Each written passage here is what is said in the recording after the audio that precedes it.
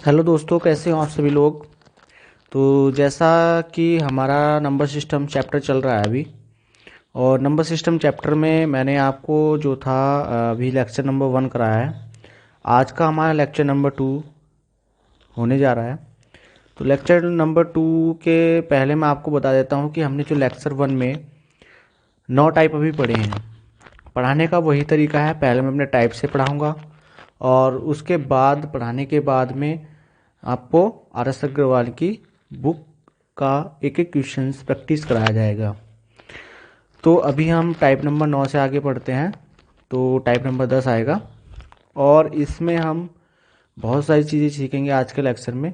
यदि आपने lecture number 1 नहीं देखा है तो लेक्चर नंबर 1 जरूर देखें और तभी लेक्चर नंबर 2 देखें। यदि आप लेक्चर नंबर 1 को छोड़ करके भी अगर लेक्चर नंबर 2 देखते हैं तो आपकी समझ में अच्छे तरीके से आएगा। तो आइएगा, बढ़ते हैं बातें कम करते हुए और कुछ पढ़ाई कर लेते हैं अब, है ना। क्योंकि ग्रुप डी का पेपर आ ही चुका है, 23 फरवरी टेंटेटिव हमारी डेट आ चुकी है। तो अब हमें जो है उसी पर फोकस रखना है और लेक्चर नंबर 2 की ओर अब बढ़ते हैं। ठीक है, लेक्चर नंबर 2 जो स्टार्ट होगा हमारा टाइप नंबर 10 से शुरू होगा। टाइप नंबर 9 तक हमने कंप्लीट कर लिए हैं। तो अभी लेक्चर नंबर 1 जरूर देखना, चैनल को सब्सक्राइब करना और शेयर ज़रूर करना। जो भी दोस्त मैथमेटिक्स में अपना अच्छा स्कोर करना चाहते हैं ग्रुप डी के अंदर, वो मेरे चैनल से पढ़िएगा, नोट्स बनाइएगा। तो मैं आशा करता हूँ कि सभी क्वेश्चंस इसी हमारे चैनल से मिले। तो आइएगा, बढ़ते हैं हम टाइप नंबर 10 की ओर। टाइप नंबर 10 देखते हैं। टाइप नंबर 10 क्या है हमारा। टाइप नंबर 10 थोड़ा सा टाइप नंबर 10 में क्या है। टाइप नंबर 10 ये है, ये थोड़ा सा आपको हो सकता है कि आपने कभी पहले भी पढ़ा हो और आप थोड़ा जानते भी हो इसके बारे में, लेकिन बताना बहुत ज़रूरी है। अभी इससे रिलेटेड मैं सिर्फ आपको एक ही टाइप करा रहा हूँ, टाइप नंबर 10। बाकी और टाइप्स जो भी इससे रिलेटेड हमारे फैक्ट्स हैं वो मैं अदर टाइप्स में पढ़ाऊँगा और अगले लेक्चर में पढ़ाऊँगा। तो अभी बढ़ते हैं। तो टाइप नंबर 10 में हमारा है, सबसे पहले हम देखते हैं कि हमारी प्राकृत संख्या क्या होती हैं। प्राकृत संख्या मतलब नेचुरल नंबर्स क्या होते हैं। ठीक है, क्या पढ़ने जा रहे हैं हम इसमें 4 चीज़ें पढ़ेंगे। पहला हमारा है प्राकृत संख्या, यानी कि नेचुरल नंबर। क्या बोलते हैं इनको? Natural number.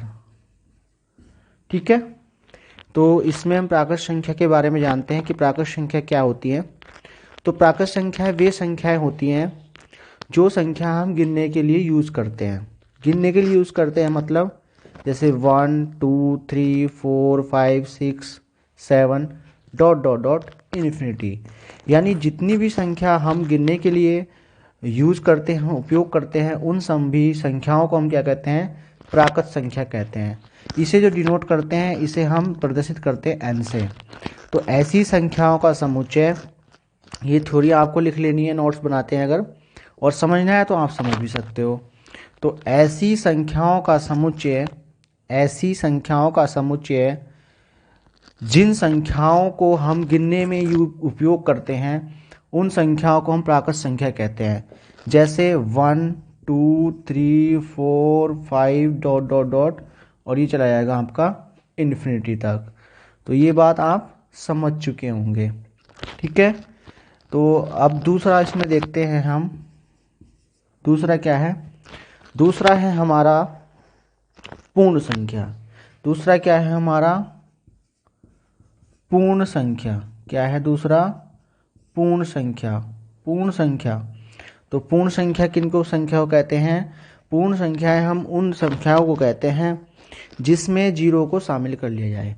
अगर प्राकृत संख्या के अंदर, अगर प्राकृत संख्या के समुच्चयों के अंदर हम जीरो को शामिल कर लेते हैं तो हमारा जो समुच्चय बनता है उसे पूर्ण संख्याओं का समुच्चय कहते हैं। जैसे अगर मैं इसमें जीरो ऐड कर दूं, 0 1 2 3 4 5 डॉट डॉट डॉट इन्फिनिटी, तो ये क्या हो जाएंगी, हमारी पूर्ण संख्या हो जाएंगी। कहने का मतलब सिर्फ एक यही है कि यदि हम प्राकृत संख्या में जीरो को शामिल कर लेते हैं तो तब हमारा बन जाता है पूर्ण संख्या। क्या बन जाता है, पूर्ण संख्या बन जाता है। यहाँ तक आपकी समझ में अच्छी तरीके से आ रहा होगा। चलिएगा, अब चलते हैं हम इसी के तीसरे नंबर पर। तीसरे नंबर पे क्या आता है हमारा, तीसरे नंबर पर आता है सम संख्याएं। क्या आता है, सम संख्याएं, यानी कि इवन नंबर। क्या होता है, इवन नंबर। ठीक है, इवन नंबर। अब ये इवन नंबर क्या होता है, यानी कि सम संख्याएं क्या होती हैं।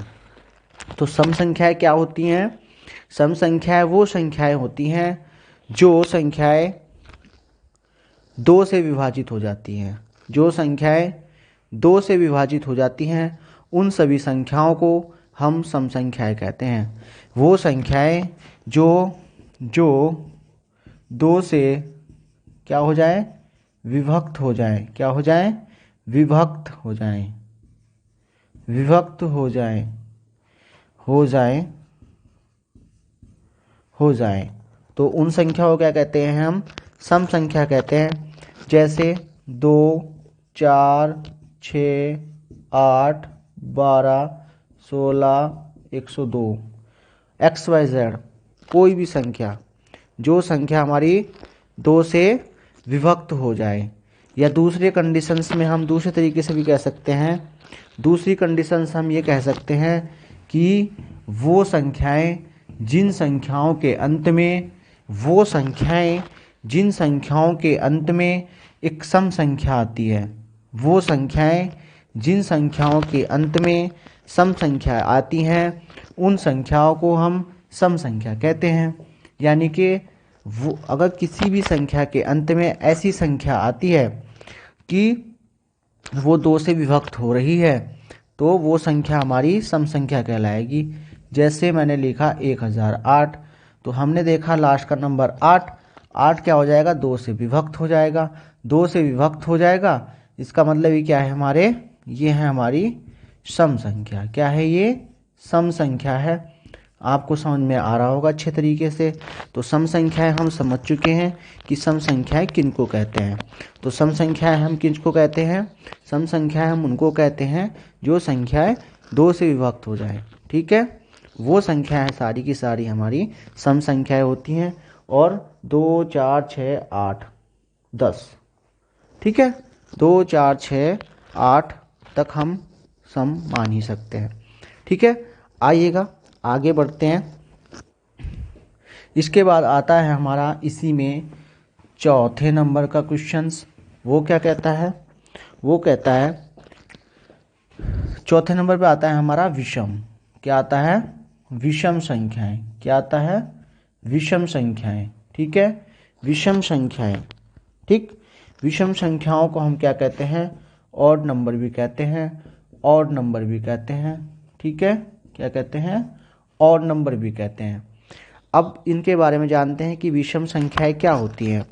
तो विषम संख्याएं क्या होती हैं, विषम संख्याएं ऐसी संख्याएं होती हैं जो संख्याएं दो से विभक्त ना हों। वो संख्याएं जो दो से विभक्त ना हों। तो ऐसी संख्याएं कौन सी हैं, ऐसी संख्याएं हमारी 1 है और 3 है, 5 है, 7 है, 9 है, XYZ। ठीक है, XYZ कुछ भी हो सकती हैं। दूसरी तरीका ये है विषम संख्याओं को पहचानने का। ये तो सिर्फ हमने 10 तक की बात कर ली। अगर 10 से बड़ी संख्या आ जाएगी तब कैसे पहचानेंगे कि भाई ये विषम संख्या है, सम संख्या है ना। तो ये तो हमें याद रखनी है। और दूसरी कंडीशंस हमने बताई है कि वह संख्याएं जो दो से विभक्त नहीं होती हैं उन संख्याओं को हम सम संख्याएं विषम संख्याएं कहते हैं।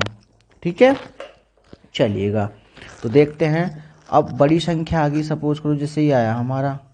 अब इसको कैसे पहचानेंगे भाई कि ये सम संख्या है, विषम संख्या है। तो हमें क्या देखना है, लास्ट का अंतिम अंक देखना है। अंतिम अंक देखना है सम है या विषम है, यानी इनमें से है या नहीं है, या दो से कट रहा है या नहीं कट रहा है। अगर दो से कटेगा अंतिम अंक तो क्या हो जाएगी हमारी, ये हो जाएगी सम संख्या। और अगर अंतिम अंक हमारा 2 से नहीं कटेगा तो उसको बोलेंगे हम विषम संख्या। तो ये टाइप नंबर 10 हमारा यहाँ पे कंप्लीट हो जाता है। और मैं आशा करता हूँ सभी की समझ में अच्छी तरीके से आ रहा होगा। चलिएगा अब टाइप नंबर 11 की तरफ बढ़ते हैं। टाइप नंबर 11 अपने आप में एक बहुत बड़ा टाइप्स है, ठीक है, अपने आप में एक बहुत बड़ा टाइप्स है। टाइप नंबर 11 क्या है? टाइप नंबर 11 ये देखते हैं हम। टाइप नंबर 11 क्या है? टाइप नंबर 11 जो है वो है हमारा विभाजकता के ऊपर। किसके ऊपर है? विभाजकता के ऊपर आधारित है हमारा टाइप नंबर 11। तो आइएगा टाइप नंबर 11 के बारे में जानते हैं कि टाइप नंबर 11 हमारा क्या है। तो टाइप नंबर मैंने जैसे आपको बताया विभाजकता के ऊपर है, यानी डिवाइडेशन के ऊपर निर्भर है। तो इसमें हम समझेंगे, और क्या समझेंगे, जैसे अभी मैं थोड़ा बता देता हूँ आपको इसमें क्या पढ़ेंगे हम विभाजकता में। विभाजकता क्या पढ़ेंगे हम इसमें? विभाजकता, विभाजकता, ठीक है, क्या पढ़ेंगे इसमें हम? विभाजकता। जैसे क्वेश्चन एग्जाम में आ जाता है कि निम्न में से कौन सी संख्या 19 से डिवाइड होगी, ठीक है, ऐसे करके बड़ी बड़ी संख्याएं लिख देते हैं 4 ऑप्शंस में। तो थोड़ा सा आपको अगर काटना पड़ेगा, वहाँ भाग दोगे तो आपको क्या होगा? टाइम खर्च होगा। तो उससे बचने के लिए क्या है, कुछ सम ट्रिक्स हैं, उन ट्रिकों को आप याद रखना है और उनका उपयोग आपको एग्ज़ाम में करना है ताकि टाइम को मैनेज किया जा सके। तो चलिएगा पहले हम इजी देख लेते हैं, उसके बाद जो थोड़े हार्ड्स होते हैं फिर उनको देखेंगे। तो टाइप नंबर 11 में हम थोड़े इजी देखते हैं और टाइप नंबर 12 में हम थोड़े हार्ड देखते हैं। तो टाइप नंबर 11 में सबसे पहले हम देखते हैं 2 से विभाजित होने वाली संख्याएं। तो क्या होंगी?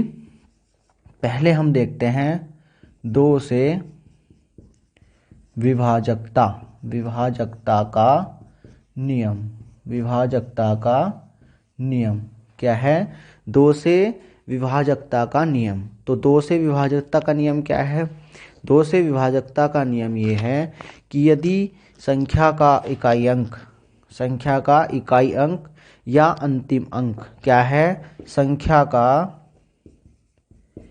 इकाई अंक, इकाई अंक या अंतिम अंक क्या हो? हमने पीछे पढ़ा है सम और विषम, वो मैंने आपको इसीलिए पढ़ा है ताकि आपको इसमें प्रॉब्लम ना हो। तो संख्याओं का इकाई अंक या अंतिम अंक क्या होना चाहिए? क्या होना चाहिए? सम होना चाहिए। क्या होना चाहिए? सम होना चाहिए। सम होना चाहिए। क्या होना चाहिए? सम होना चाहिए। तो वो संख्या हमारी 2 से विभाजक हो जाएगी। जैसे क्या होना चाहिए बाद में? अधिकतर 2 हो, 4 हो, 6 हो, 8 हो और 0 हो। यदि ये चीज़ें लास्ट में हमारे किसी भी संख्या में हैं तो वो संख्या 2 से 100% डिवाइड होगी। जैसे कुछ एग्जाम्पल देखते हैं, एग्जाम्पल देखते हैं। एग्जाम्पल क्या है? जैसे मैंने कहा ये, ठीक है, इनमें से कौन सी संख्या 2 से डिवाइड हो सकती है? तो कौन सी डिवाइड होगी? देखो 5, ये इसमें 5 है, इसमें तो सम ही नहीं है, ये भी नहीं होगी। इसमें भी सम है, ये भी विषम है, इसमें भी नहीं होगी, ये भी विषम है, इसमें भी नहीं होगी। तो इसी में है सम हमारा 2, तो ये क्या हो जाएगी? 2 से विभाजित हो जाएगी। तो ये था हमारा किसका? ये था हमारा 2 से विभाजकता का नियम, ठीक है। हम क्रम से पढ़ेंगे सभी को। अब देखते हैं हम 3 का विभाजकता नियम, सॉरी, अब देखते हैं हम 4 का। क्या देखते हैं? 4 का, ठीक है। 4 से विभाजकता का नियम। 3 का क्यों छोड़ा है वो मैं आपको अभी आगे बताऊंगा। 3 और 9 का एक जैसा है, 2 और 4 का एक जैसा है। तो अब हम देखते हैं 4 से विभाजकता का नियम। तो क्या है 4 से विभाजकता का नियम? यदि संख्या के अंतिम 2 अंक, यदि संख्या के अंतिम 2 अंक 4 से विभाजित होते हैं, 4 से विभाजित होते हैं, विभाजित होते हैं, होते हैं, तो वह संख्या 4 से विभाजित होगी। क्या होगी?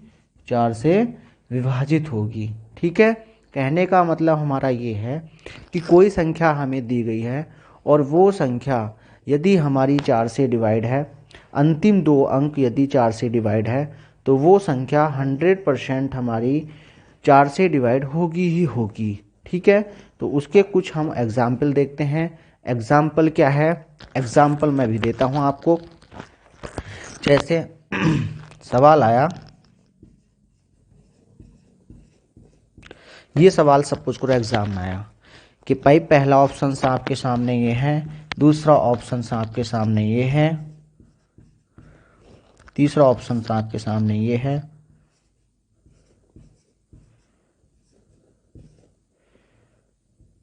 ठीक। अब तुमको देखना है इनमें से, उसने पूछा है कि निम्न में से कौन सी संख्या 4 से विभाजित होगी। तो कैसे पता करेंगे? तो वो कैसे पता करेंगे? हम 4 का विभाज्यता का नियम लगाएंगे। क्या है? यदि संख्या के अंतिम 2 अंक 4 से विभाजित होते हैं तो वह संख्या 4 से विभाजित होगी। तो देखा हमने, इसमें देखा हमने सबसे पहले, तो हमने देखा इसके अंतिम 2 अंक क्या है? 64 है। क्या 64 4 से डिवाइड हो जाता है? हो जाता है। कितनी बार हो जाता है? 16। कट गया, तो इसका मतलब हमारा उत्तर क्या हो जाएगा? यही हो जाएगा। जैसे इसमें अंतिम अंक क्या है हमारे? 2 21 है। क्या है? 21 है, तो ये 4 से डिवाइड ही नहीं होगा, तो ये ऑप्शन भी गलत हो गया। इसमें 61 है, ये भी 4 से डिवाइड नहीं होगा, तो इसका मतलब ये भी उत्तर गलत है। तो समझ में आया हमारा 4 का नियम। तो हमने 2 का सीख लिया है, मैं साइड में लिख लेता हूँ यहाँ पे। हमने 2 का सीख लिया है, 4 का सीख लिया है। ठीक है, या हम टिक मारते चले जाएंगे यहाँ पे।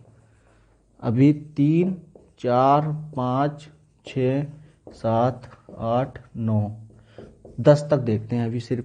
ठीक है, तो हमने 2 का सीख लिया है और 4 का सीख लिया है।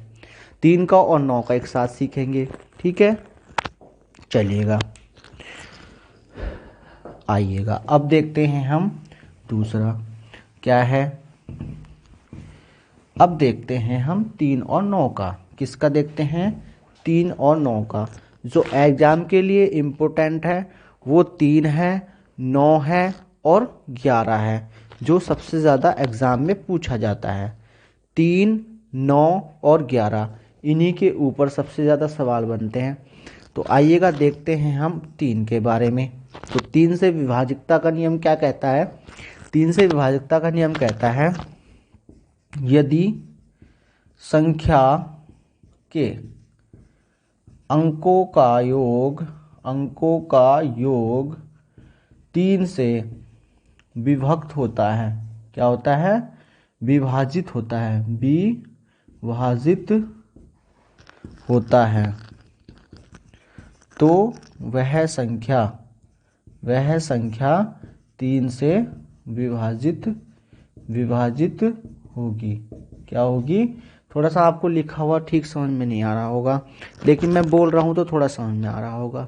कोई नहीं, धीरे धीरे करके सब समझ में आएगा। तो देखिएगा क्या है 3 से विभाजित का नियम। 3 से विभाजित का नियम ये है कि यदि संख्या के अंकों का योग 3 से विभाजित होता है तो संख्या 3 से विभक्त होगी। तो संख्या 3 से विभाजित होगी। तो देखते हैं क्या है ये नियम। जैसे सपोज करो हमने ये लिया,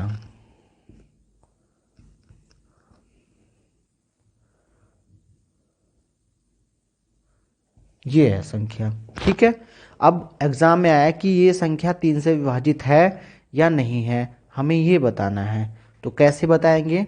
देखो ऐसे बताएंगे हम। ये क्या लिखा है? अंक संख्या के अंकों का योग, यानी 3 + 5 + 1 + 4 + 2, यानी कि 3 और 5 8, 1 9, 9 4 13, 13 2 15। क्या 15 3 से भाग हो जाता है? क्या 15 3 से भाग हो जाता है? तो आप कहोगे यस सर, हो जाता है। तो इसीलिए क्या हो जाएगी? ये संख्या भी हमारी 3 से पूरी विभक्त हो जाएगी। ठीक है, अच्छा लगा? समझ में आया? समझ में आया तो आपको वीडियो को शेयर कर देना है, लाइक कर देना है और चैनल को सब्सक्राइब कर देना है। और अपने जितने भी दोस्त हैं उन सभी को इस चैनल से जोड़ना है, क्योंकि वीडियोस आपको लगातार मिलेंगी और सीरीज वाइज मिलेंगी और पर डे मिलेंगी। ठीक है, RS अग्रवाल की हम बुक प्रैक्टिस करेंगे, ये मैंने आपको बताया है। अब देखते हैं हम 9 का। किसका देखते हैं? 9 का, क्योंकि मैंने बताया था 2 और 4 का एक साथ देखेंगे, 3 और 9 का एक साथ देखेंगे। ठीक है, तो 3 और 9 क्या कहता है? 3 का तो हमने कर लिया। अब हम देखते हैं 9 का। ठीक है, 9 से विभाजकता का नियम क्या कहता है? 9 का, यदि संख्या के अंकों का योग 9 से विभक्त होता है तो संख्या 9 से विभक्त हो जाती है। यदि संख्या के अंकों का योग 9 से विभक्त होता है तो संख्या 9 से विभक्त हो जाती है। तो अच्छे तरीके से आपको ये चीज़ें समझ में आ रही होंगी। तो चलिएगा देखते हैं इसका एग्जाम्पल्स क्या है।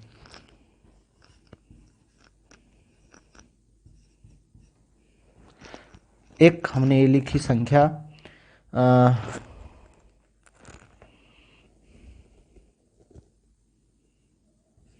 ठीक, हमने एक ये संख्या लिखी है। हमें ये देखना है क्या ये संख्या 9 से विभक्त हो सकती है या नहीं हो सकती है। अगर एग्ज़ाम में ये सवाल आता है और आप इसको भाग करके देखते हैं तो आपका क्या होगा? टाइम बहुत ज़्यादा वेस्ट हो जाएगा, जिसकी वजह से आप पीछे रह जाओगे, टाइम कम रहेगा, डिप्रेशन में आ जाओगे और बहुत सारे क्वेश्चंस छोड़ के गलत करके आ जाओगे। तो उससे बचने के लिए क्या करना है? हमें कुछ तरीके सीखने हैं। वो तरीके आपको मेरे चैनल से मिलेंगे और मेरी वीडियोस में मिलेंगे। तो वीडियोस को सभी लोगों को बोलना, ठीक है, और सब्सक्राइब कराना है चैनल्स को और आगे बढ़ाना है। ठीक है, चलिएगा देखते हैं क्या है, हो सकता है नहीं हो सकता है। 3 + 9 + 2 + 5 + 1 + 6। ठीक है, देखते हैं। 3 और 9 12, 12 और 2 14, 14 5 19, 19 और 1 20, 20 और 1 21 और 21 और 6 27। क्या 27 9 से विभाजित हो जाएगा? क्या 27 9 से विभाजित हो जाएगा? आप लोग बताइएगा, क्या 27 9 से भाग हो जाएगा? तो क्या होगा? हो जाएगा सर जी। तो कितनी बार हो जाएगा? 3 बार। हमें ये नहीं देखना कि कितनी बार हो रहा है, हमें सिर्फ इतना चेक करना है कि विभाजित हो रहा है या नहीं हो रहा है। तो हमने अभी देखा कि हमारी जो संख्याएं हैं, संख्याओं का योग है, वो 9 से विभाजित हो रहा है। तो इसका मतलब ये है कि ये संख्या हमारी 9 से विभाजित हो जाएगी। ठीक है, चलिएगा आगे बढ़ते हैं। आगे बढ़ते हैं। अब इसमें हम 5 और 10 को लेकर, 5 और 10 का नियम एक जैसा है। क्या है? 5 और 10 का एक जैसा है। ठीक है, तो पहले हम 5 के बारे में जान लेते हैं। 5 का विभाजित नियम, विभाजकता का नियम। ठीक है, 5 का विभाजकता का नियम क्या है? 5 का विभाजकता का नियम, तो 5 का विभाजकता का नियम ये है कि यदि संख्या के अंत में 0 या 5 आता है, क्या आता है? 0 या 5 आता है तो वह संख्या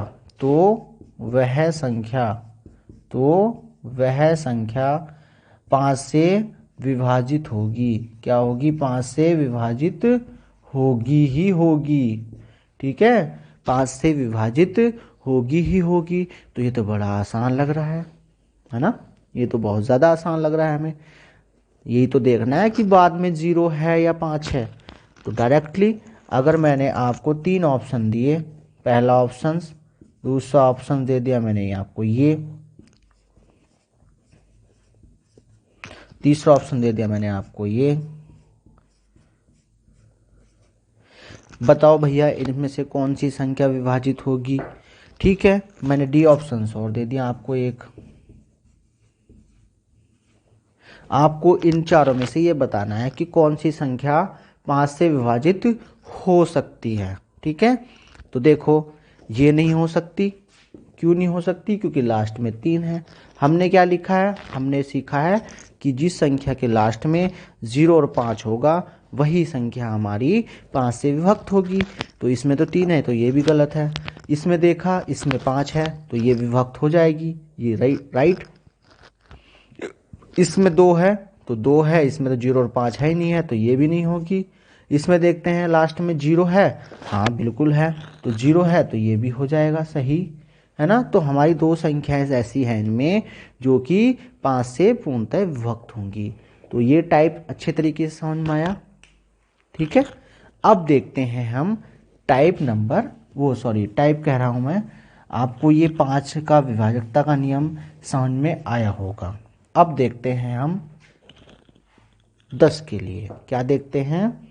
10 के लिए देखते हैं। 5 हमने कर लिया, अब 10 के लिए देखते हैं। तो 10 के लिए क्या है? 10 के विभाजकता का नियम क्या है? यदि संख्या के अंत में क्या आता है? अंत में 0 आता है। क्या आता है? 0 आता है, तो वह संख्या 5 से विभाजित होगी ही होगी। तो वह संख्या 5 से नहीं 10 से वह संख्या 10 से विभाजित होगी ही होगी। सिर्फ एक ही कंडीशंस में वह संख्या 10 से विभाजित हो सकती है, जिस संख्या के अंत में क्या होगा? हमारा 0 होगा। क्या होगा? हमारा 0 होगा। ठीक है, तो आइएगा देखते हैं। ठीक है, तो चलो, तो जैसे हमने संख्या लिख दी ये, क्या ये 10 से विभाजित होगी? तो नहीं होगी। क्या ये संख्या 10 से विभाजित होगी? बिल्कुल होगी सर जी, ये तो 100% सही है। इसमें तो बाद में 0 आ रहा है तो ये तो सही होनी है और ये डिवाइड होगी ही होगी। ठीक है, चलिएगा अब देखते हैं